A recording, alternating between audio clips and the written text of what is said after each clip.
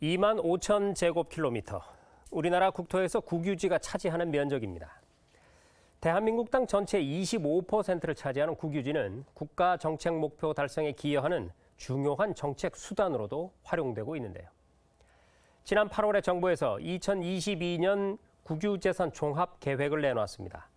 국유지를 효율적으로 관리해서 경제의 활력을 높이고 또 포용적인 성장을 지원하겠다는 게 정책의 골자인데요.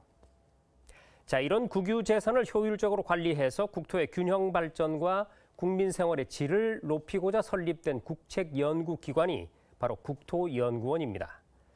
1978년에 설립된 국토연구원, 올해로 출범 43주년을 맞았습니다. 최근에는 수도권과 비수도권의 지역 격차와 또 고령화에 대응하기 위해서 국토연구원의 역할이 더더욱 중요해지고 있는데요. 이어지는 대담을 통해서 그 계획을 자세히 살펴보겠습니다.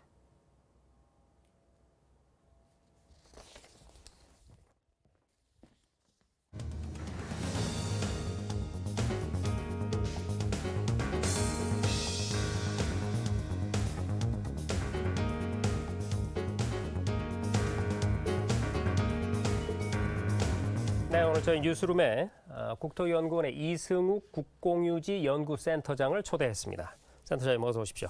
네, 안녕하세요. 예, 앞서도 제가 브리핑해드렸듯이 국토연구원이 1978년에 세워진 국책연구기관이죠. 네. 설립 배경 그리고 역할 한번 소개해 주시죠. 네, 말씀하셨듯이 국토연구원은 국토자원의 효율적인 이용 및 보존에 관한 정책을 종합적으로 연구하는 국책연구기관입니다. 국토연구원의 대표적인 과제로는 제4차 국토종합계획이 있고요.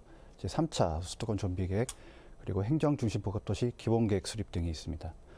아울러 저희 국공유지 연구센터는 국유지 정책 패러다임이 기존 유지 보존에서 적극적인 활용 정책으로 전환됨에 따라 국유지의 체계적이고 전문적인 연구와 정책 지원을 위해 2018년도에 설립되었습니다. 저희 센터에서는 국공유지 관련 정책 연구와 개발 사업 타당성 검토, 해외 국공유지 정책 소개 등 우리나라 국공유지 정책을 다방면으로 지원하고 있습니다. 네, 그러니까 국토연구원은 대한민국의 국토를 연구하는 곳이고 그 안에 이제 국공유지를 주로 연구하는 센터가 있는 것이죠. 네, 맞습니다. 그러면은 이 우리나라 국유지는 어떤 종류의 토지들이 있고 면적은 어느 정도나 되나요? 네, 국유지라고 하면은 이제 국가가 소유하고 있는 이제 토지를 말합니다. 우리나라 국토 면적이 약 10만 210 제곱킬로미터인데 그중 국유지가 약 2만 5천 킬로미터로 약 25%를 차지하고 있습니다. 국유재산은 크게 행정재산과 일반 재산으로 구분되는데 행정재산은 국가가 직접 사용하는 재산을 말합니다. 공공청사, 학교, 도로, 하천, 항만, 공항 이런 재산들이 대표적인 행정재산이라고 할 수 있습니다. 일반 재산은 행정재산을 제외한 나머지 재산을 행정재산이라고 합니다. 국유지 중 행정재산이 96.8%를 차지하고 있어 대부분 행정재산이라고 보시면 될 것 같습니다. 행정재산의 경우 각 소관 부처에서 개별적으로 관리되고 있는데 산림청이 전체 국유지 한 60%를 관리하고 있고 네. 다음으로 국토교통부가 19.8%, 그다음에 농림부가 8.4%를 관리하고 있습니다. 그렇군요. 자, 국토 전체 면적의 25%, 4분의 1이면 굉장히 넓은 면적이라고 볼 수가 있는데 말이죠. 센터장님도 아시다시피 우리나라는 아주 자그마한 국토를 가지고 있습니다만 굉장히 급격한 경제 발전을 그동안에 겪어왔습니다. 그러다 보니까 이 땅값이 뛰고 그리고 땅이 이리저리 나뉘고 하는 굉장한 변화를 겪었다고 볼 수 있는데 국유지 관리 정책도 그래서 시기에 따라서 많은 변화가 있었을 것 같아요. 그 변천 과정을 한번 짚어주시겠습니까? 네, 국유지 관리 정책은 우리나라 발전사와 함께 했다고 할 수 있습니다. 네. 크게 세 가지 변화로 좀 설명을 드릴 수 있을 것 같은데요. 먼저 광복 이후 1970년대까지는 재원 조달을 위한 처분 위주의 정책입니다. 이 시기는 국유재산 관리 제도가 도입되기 이전의 시기로 전후 복구와 경제 개발을 위해 많은 국가 재정이 필요한 시기였습니다. 국유지가 처분의 대상이 되어 조세 징수보다는 국유지 매각을 통해 재원을 조달했던 시기라고 볼 수 있습니다. 두 번째는 1970년대부터 90년대까지 유지 보존 위주의 정책입니다. 급속한 경제 발전으로 조세로 재정 충당이 가능해지고 그동안 처분 위주의 관리로 국유재산이 지속적으로 감소하는 문제가 생겨 1976년 말 국유재산 관리 정책을 처분해서 유지 보존 위주로 전환하게 됩니다. 이때 국유재산법을 전면 개정하여 국유재산 관리 계획을 도입하는 등 국유지 매각을 제한하고 보존에 집중하게 됩니다. 세 번째는 1990년대부터 현재까지 확대 활용 촉진 정책입니다. 유지 보존 위주의 정책은 한정된 국토자원의 효율적 이용과 국민의 다양한 행정 서비스에 대한 요구에 한계가 있어 활용의 확대라는 적극적 관리로 전환하게 됩니다. 이때 국유재산 관리 특별 회계가 신설이 되고요. 국유지 개발을 위해 신탁 개발, 위탁 개발, 기금 개발, 민간 참여 개발 제도가 도입됩니다. 네, 지금 알기 쉽게 3단계로 설명을 잘 해주셨는데 정리해 보면 돈이 없다 보니까 땅을 팔아서 국가가 가진 땅을 팔아서 투자금을 마련하던 시기가 있었고 아주 초창기였죠. 그 이후에는 너무 그렇게 가서는 안 되겠다 해서 잘 보존하는 기간이 있었고 네. 이제는 적극적으로 활용하는 그런 기간이 됐다는 얘기인데 자, 이 적극적인 활용과 관련해서 지난 8월에 이 기획재정부에서 2022년 국유재산 종합계획이라는 걸 내놨죠. 11번째로 수립된 종합계획으로 알고 있는데 목적과 내용을 좀 소개해 주시죠. 네, 국유재산 종합계획은 총괄청인 기획재정부가 수립하는 국유재산에 관한 연간 종합계획이라고 보시면 될 것 같습니다. 네. 국유재산 종합계획의 주요 내용은 국유재산 중장기 정책 방향, 관리 처분 총괄계획, 처분 기준, 국유재산 특례 조합계획으로 구성되어 있습니다. 가장 최근에 수립된 2022년도 국유재산 종합계획을 살펴보면요. 우선 정책 목표를 국유재산을 통한 경제 활력 제고 및 포용 성장으로 설정을 했고 대표적인 주요 정책 과제로는 국유지의 민간 참여 개발 활성화를 통한 경제 활력 제고, 한국형 뉴딜 정책 뒷받침, 공공주택 생활 SOC 공급 지원, 위드 코로나, 소상공인 지원 등을 제시했습니다. 정책 목표와 과제에서 나타나듯이 과거에는 국유재산의 자산 가치와 제고와 재정 건전성 확보에 좀 중점을 두었다면 최근에는 국유재산을 국가정책 목표에 기여하는 어떤 중요한 정책 수단으로 활용되고 있습니다. 특히 2018년부터는 국유재산 토지 위탁개발 제도를 도입하여 미활용 또는 저활용되고 있는 대규모 유휴 국유지를 경제 활성화와 국민의 편익 증대 목적으로 적극 개발 활용하고 있습니다.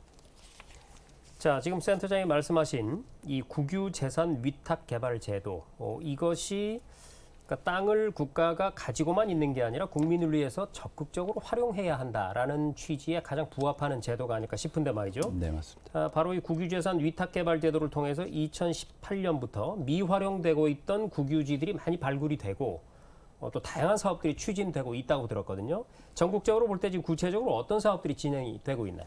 네, 국유재산 위탁개발 사업이 기존 건축물에서 이제 토지로 확대되면서 국유지 개발이 본격화되었다고 볼 수 있습니다. 네. 2019년 정부는 대규모 유휴 국유지 선도 사업 11곳과 신규 사업지 4곳을 선정 발표하고 현재까지 4곳에 대한 사업계획 승인이 완료된 상태입니다.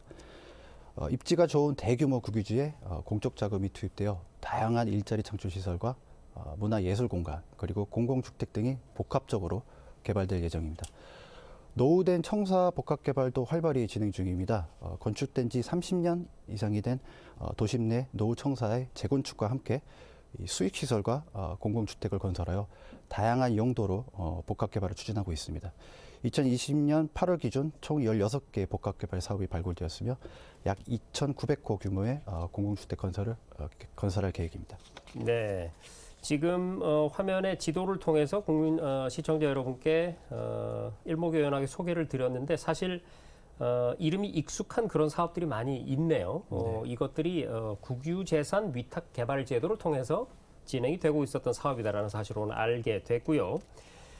자, 국토를 개발해서 활용하는 정책 자체도 약간의 변화가 있는 것 같습니다. 무슨 얘기냐면 그동안에는 성장, 개발 이런 단어로 요약이 될 수 있었다면 요즘 들어서는 포용이란 단어가 유독 많이 눈에 띕니다. 그러니까 국토 개발의 방향에 있어서도 패러다임이 바뀌는 느낌인데 이 부분 설명 좀 해주시죠. 네, 국토 개발 방향의 패러다임 변화와 관련하여 크게 한 4가지 이슈를 말씀드리고 싶습니다. 첫 번째는 도심 및 주거지 인근의 공간 수요가 증가하는 것입니다. 최근 스마트 시티가 부상하고 도시 산업이 성장하면서 어떤 전통적인 대규모 제조 공장보다는 도심, 주거지 인근에 첨단 산업 입지 수요가 증가하고 있습니다. 네. 또한 코로나19로 인한 비대면, 디지털 전환, 온라인 배송 증가, 또 집안에서의 활동 증가로 도시 안의 공간 수요가 지속적으로 증가할 것으로 예상됩니다. 네. 두 번째는 역세권이 지역의 중요한 혁신 거점으로 성장할 것으로 예상됩니다. 최근 철도 모빌리티 혁명으로 철도가 지하철, GTX, 고속철로 확대되면서 대도시화가 빠르게 진행 중입니다. 요즘 메가시티, 메가리전이라는 개념이 많이 나오는데요. 이처럼 대도시권 내에서 중요한 역할을 할 역세권이 지역의 어떤 중요한 혁신 성장 거점으로 부각되고 있는 추세입니다. 세 번째는 기후 위기와 탄소 중립입니다. 이 이슈는 이미 국제적으로도 매우 중요한 이슈이며 탄소 중립 도시로의 이행 요구가 증가하고 있습니다. 하지만 아직은 도시 차원에서의 어떤 종합적인 추진 전략이 미흡하고 탄소 중립을 위한 도시 인프라 확충도 필요한 실정입니다. 그리고 마지막으로 수도권과 비수도권의 이슈입니다. 수도권은 주택 공급이 부족하고 부동산 가격이 지속적으로 상승하는 반면에 비수도권은 인구 감소, 지역 소멸, 고령화가 빠르게 진행되고 있습니다. 도시 유형별로 차별화된 국토 및 도시 정책이 필요한 시점입니다. 네. 센터장님 설명을 들어보니까 역시 이 국토를 개발하는 것도 지역 균형이라든지 탄소 중립이라든지 이런 어떤 거시적인 목표를 염두에 둔 그래서 이런 것들을 묶어서 이제 포용이라고 우리가 칭할 수 있는 그런 가치가 포함이 되는 것이군요.